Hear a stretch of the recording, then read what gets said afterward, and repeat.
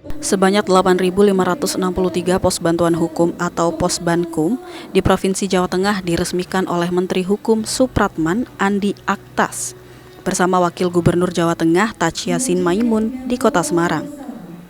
Usai peresmian, Menteri Hukum mengatakan keberadaan Posbankum di tingkat desa atau kelurahan dapat memberikan akses hukum yang mudah dan cepat bagi masyarakat.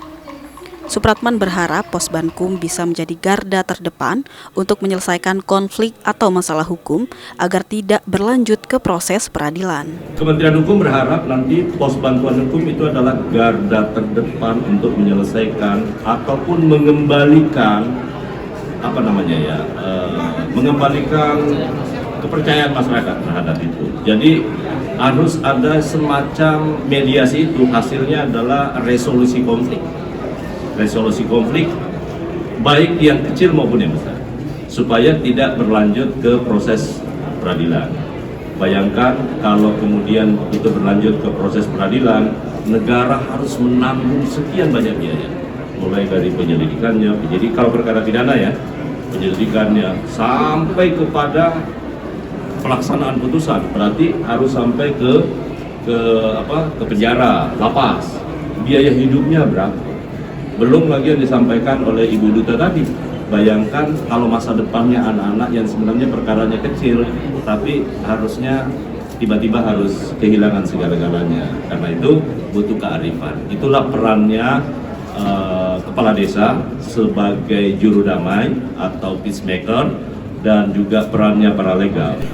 Sementara itu, Wakil Gubernur Jawa Tengah Tachi Yassin Maimun juga berharap dengan kehadiran ribuan Posbankum, konflik antar warga mampu terselesaikan secara restoratif. Yang tidak kalah penting adalah memberikan pendampingan hukum kepada masyarakat kita, khususnya kepada lansia, kepada perempuan, lalu kepada masyarakat yang membutuhkan seperti Nyun Sewu yang berkebutuhan khusus. Nah, ini kita dampingi tadi seperti yang disampaikan Pak Menteri, supaya permasalahan-permasalahan itu bisa dibicarakan, bisa diselesaikan di tingkat kecamatan bagi kami di Provinsi Jawa Tengah, bagi Pak Presiden lewat Menteri Hukum sampai ke desa. Adapun sejumlah perkara yang ditangani melalui Posbankum meliputi sengketa tanah, Kamtipmas, penganiayaan, pencurian, dan hutang piutang. Saat ini tercatat telah ada 70.155 Posbankum yang tersebar di 83.953 desa di seluruh Indonesia. Febriana Mila, Kompas TV, Semarang, Jawa Tengah.